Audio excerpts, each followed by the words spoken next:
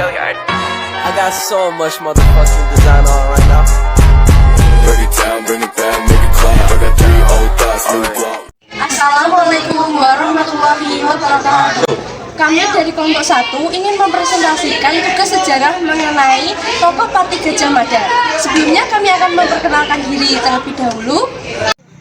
Perkenalkan, nama saya Cindy Nur Cahaya Agustina, saya absen 8 dari kelas 108. Di sini saya sebagai moderator dan penyaji materi. Perkenalkan, nama saya Bella Sastra, nomor absen 7. Saya di sini sebagai penyaji materi. Perkenalkan, nama saya Bilang Sugatila, absen 11. Saya di sini sebagai penyaji materi. Nama saya Immanuel Kristianata, saya absen 14 sebagai penyaji materi. Perkenalkan, nama saya Naisela Dwi Panjawati, absen 22, saya sebagai penyaji materi.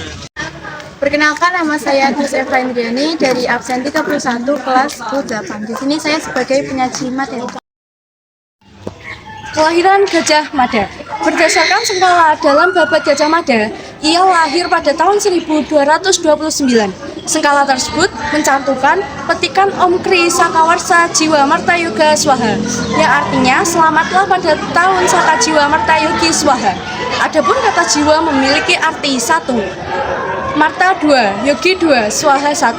Ini artinya petikan tersebut berarti tahun Saka 1221 atau 1229 Masehi. Sementara itu, para raton mencatat Gajah Mada hidup pada 1290 sampai 1368. Arti nama Gajah Mada. Berdasarkan para raton, nama Gajah Mada sudah dipakai sebelum ia menjadi patih pada tahun 1319 Masehi di Daha.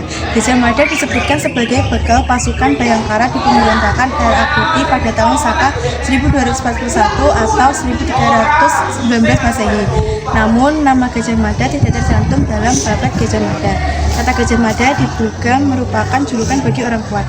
Dengan demikian, Gajah Mada diartikan sebagai orang kuat di Desa Mada.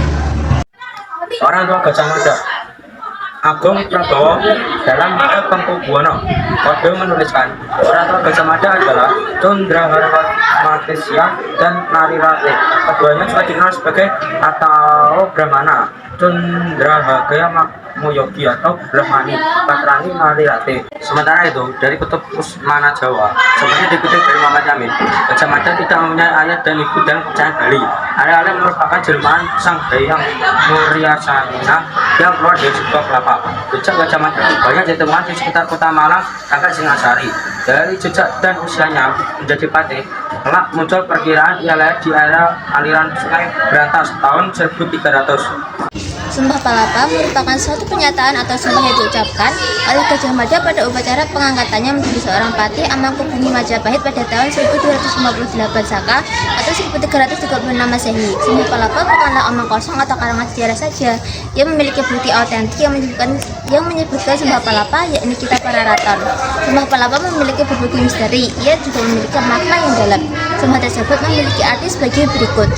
Kamu Gajah Mada patih, Amangkubumi tidak ingin melepaskan kuasa. Kamu Gajah Mada, jika telah menundukkan seluruh Nusantara di bawah kekuasaan Majapahit, saya baru akan melepaskan kuasa. Jika mengalahkan Gurun, Seram, Tanjung Pura, Baru, Pahang, Dompo, Bali, Sunda, Palembang, termasuk demikianlah saya baru akan melepaskan kuasa. Demikian yang dapat saya jelaskan.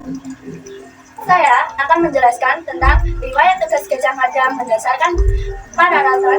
Gajah Mada mulai mengabdi pada kerajaan Majapahit di usia 23 pada tahun 1313 Masehi. Ia memulai mengabdi sebagai prajurit rendah di pemerintahan Raja Jayanegara. Gajah Mada menjadi patih di Kahuripan setelah menaklukkan pemberontakan RA Putih pada tahun 1319 Masehi. 2 tahun kemudian, Gajah Mada diangkat sebagai patih di Dahapura. Pada masa jayanya, salah satu wilayah di Nusantara yang belum bisa ditaklukkan Majapahit adalah Kerajaan Sunda.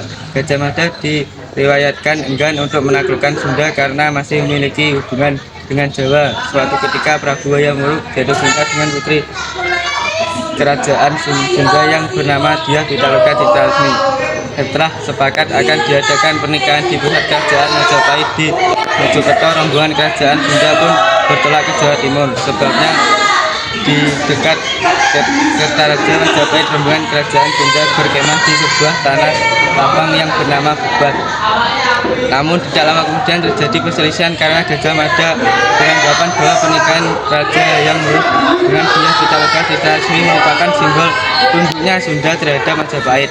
7 tahun setelah perang bubar, tepatnya pada 1364, Gajah Mada mengalami sakit keras hingga akhirnya meninggal dunia. Sekian presentasi dari kelompok kami. Bila ada salah kata, mohon dimaafkan. Akhir kata, wassalamualaikum warahmatullahi wabarakatuh.